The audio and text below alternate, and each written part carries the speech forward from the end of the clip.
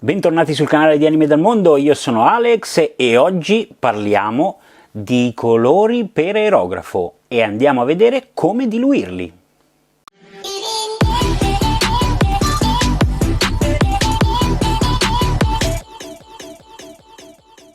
Bentornati creativi e creative, questo è Anime dal Mondo, io come sempre sono Alex e oggi vediamo appunto come da introduzione come andare a diluire i colori per l'aerografo, perché in ambito aerografo tutti i colori vanno diluiti, ce ne sono alcuni che vanno diluiti meno, altri diluiti di più.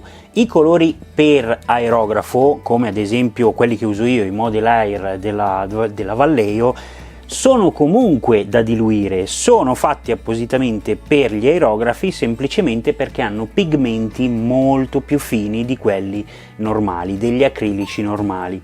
Ma adesso andiamo sul tavolo, ma prima giustamente ricordatevi di andare ad iscrivervi, perché questa è una cosa molto importante. Iscrivetevi, cliccate la campanella e seguirmi dove volete, così mi potete mandare tutti i vostri commenti e tutte le vostre domande, come potete lasciarli qua sotto. Ma ora andiamo a vedere come diluirli.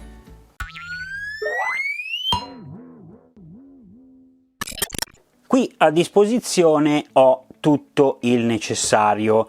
Ho l'aerografo, il mio Harder Instinct Evolution, ho una boccetta per poi diluire, o meglio diluire, per pulire poi l'aerografo da eventuali colori che non mi servono, ho l'Airbrush Thinner della Vallejo, quindi un diluente per colori Vallejo, e in questo caso ho due colori Vallejo perché devo fare un mix, mi serve un rosso tendente al rosa e poi ho una boccetta vuota semplicemente per fare la mia diluizione, il mio colore. Io uso questo metodo, può essere non giusto per alcuni, giusto per altri, io vi faccio vedere quello che uso io e quello con cui mi trovo meglio.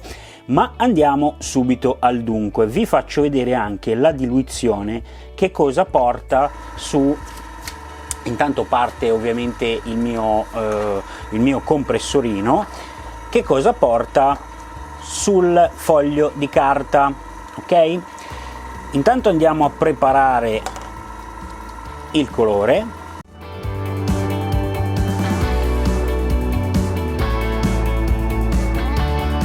In questo caso metterò prima il thinner, io anche se uso sull'aerografo direttamente per un colore solamente, io uso di solito inserire prima il thinner e poi il colore. In questo caso, siccome mi serve una miscela, farò 1, 2, 5 gocce di diluente, sono 6 ad essere preciso, però siccome me ne serve un po' di più, 10 gocce di diluente. In questo caso ho messo 20 gocce di rosso, il rosso in questo caso perché mi serve il rosso, e 10 di thinner, quindi siamo a un rapporto di 50% di thinner, e poi mi serve un goccio di bianco. Ok, in questo caso vado a miscelare.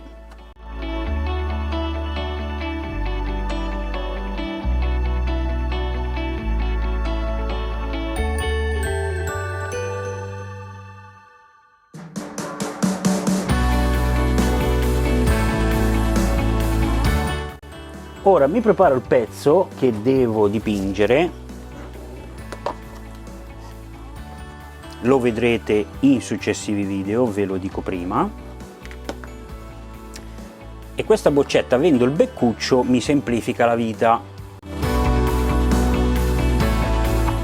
Per fare la prova